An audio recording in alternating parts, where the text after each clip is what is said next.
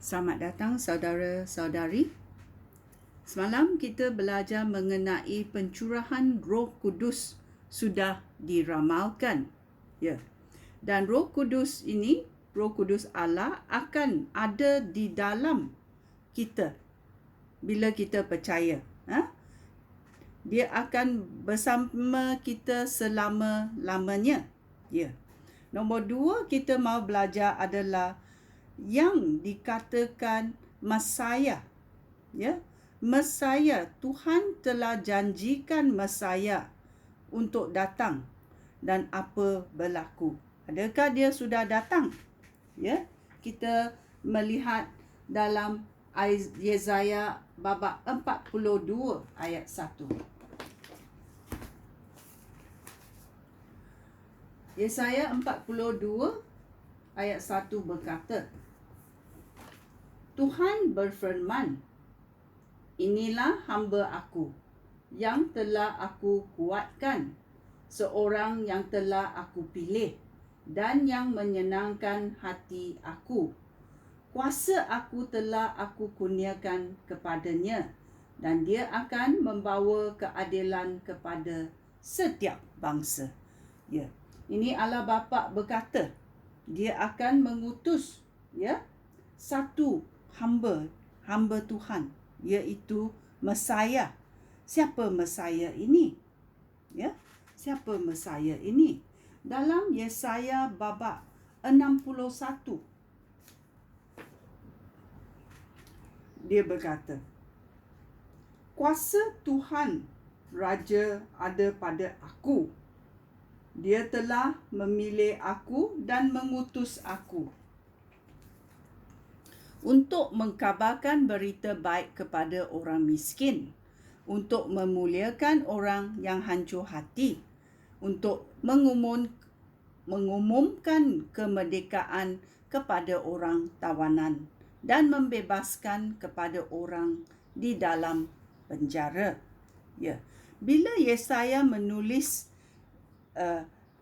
berita baik ini tentang pembebasan, ya, ini benda yang diramalkan belum berlaku.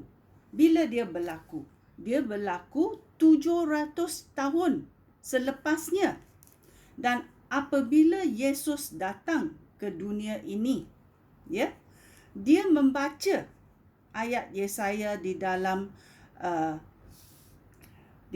golongan naskah. Di dalam Lukas bab 4 kita tahu, ya, dalam ayat 18 dia berkata, ya, Yesus pergi ke Nazaret, tempat dia dibesarkan. Pada hari Sabat seperti yang biasa, Yesus pergi ke rumah ibadat. Dia berdiri untuk membaca Alkitab. Lalu dia diberikan golongan naskah yang berisi perkabaran daripada Nabi Yesaya. Yesus membuka gulungan naskah itu, lalu mendapatkan bahagian yang tertulis, Roh Tuhan ada pada aku. Ya, ini Yesus yang membacanya dan dia berkata, Roh Tuhan ada kepada aku. Dia telah melantik aku supaya perkabarkan berita baik kepada orang miskin. Dia mengutus aku supaya mengumumkan pembebasan kepada orang tawanan, kesembuhan bagi orang buta, dan kemerdekaan bagi orang tertindas. Ini berlaku, ya, serta mengisytiharkan masa Tuhan menyelamatkan umatnya. Ini adalah tugas yang diberi oleh Allah Bapa kepada Yesus Kristus untuk datang ke dunia ini untuk memenuhi kehendak Tuhan. Dan Roh Tuhan telah ada pada Yesus Kristus. Dia berkata, Roh Tuhan ada pada aku. Okey? Dia telah melantik aku supaya mengkabarkan berita baik kepada orang miskin.